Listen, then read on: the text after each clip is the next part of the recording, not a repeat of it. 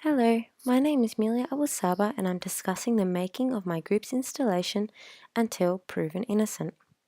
The images to the right of this slide are the 5 people whom are portrayed in the installation as stories of social injustice and infringements of basic human rights. The article with which my group was working was Article 11 of the Declaration of Human Rights. This article can be tied to the humanities area of the Victorian curriculum, specifically civics and citizenship. As part of my research for this installation, I began to familiarise myself with the area of Australian law that concerns this article. Under Section 9 of the Australian Law Reform Commission, it is stated that everyone charged with a criminal offence shall have the right to be presumed innocent until proved guilty according to law. This is called the burden of proof. I decided to look into this as under the title of Civics and Citizenship, it states that Australian government, society and democracy are to be addressed, and so I wanted to ensure that our installation was relevant to Australian law despite using American stories. Seeing the article with which we had to work with instantly reminded me of a story I had been told recently of Brian Banks. Brian was falsely accused of rape in high school by a girl who had devised a plan with her mother to sue the school for negligence and claim compensation, as his supposed rape happened on campus. As a result of these allegations, Brian got sent to prison for more than 5 years and did not get to see his dreams of becoming a professional NFL player come to fruition.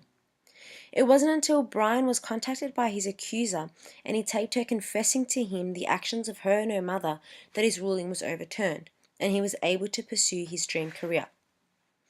Whilst we did not use Brian's story in our installation, being told this story sparked in me the want to share my views on how wrong this is, and this article and installation provided me with an opportunity to do so.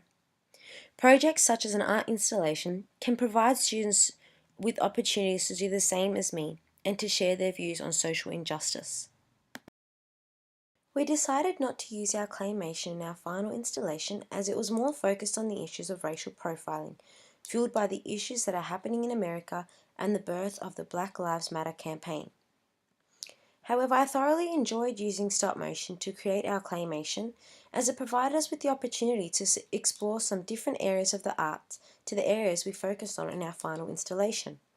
In our claymation, we focused more on the visual art side of the creative arts, whereas our installation was focused more on drama and media arts. As part of our preparation for this installation, my group and I had to discuss ways in which this article relates to education. We decided that the article could be directly applicable in the classroom when teachers accuse students of doing something without in fact knowing that they are the true culprits.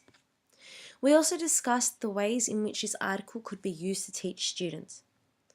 Article 11 can facilitate discussion on social injustice and the importance in providing everyone with equal rights, which places a focus on the civics curricula and can promote the students in becoming citizens of the world.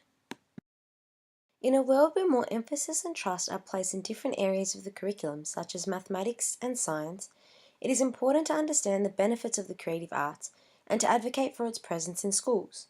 Through looking at different theories of child development, the benefit of the creative arts in a primary school setting becomes more obvious. Howard Gardner's theory of multiple intelligences is possibly the most relevant in explaining this importance, as his work states that not all people have intelligences in the same area.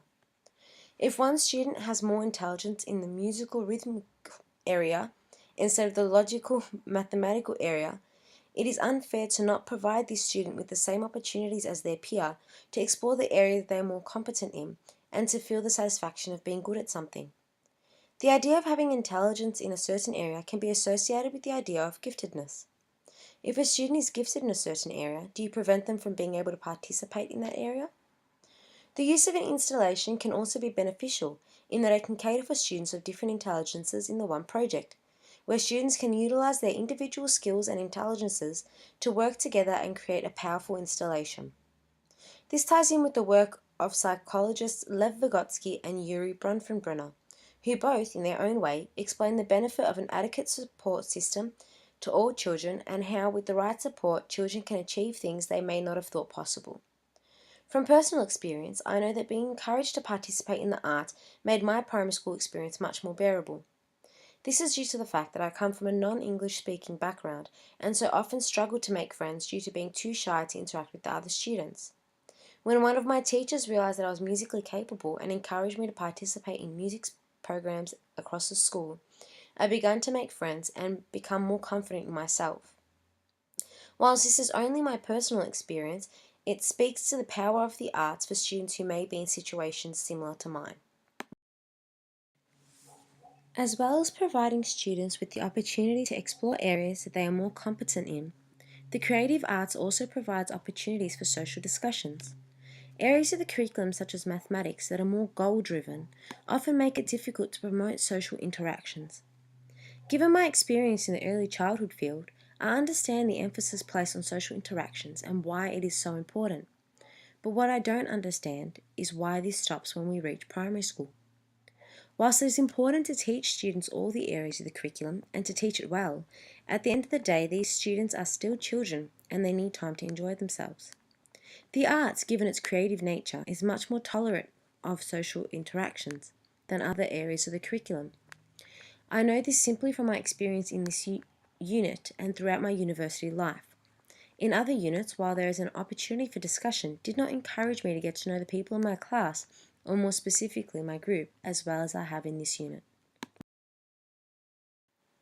Within our installation, we had an integrated arts approach, with more emphasis placed on the media arts and drama side of the creative arts.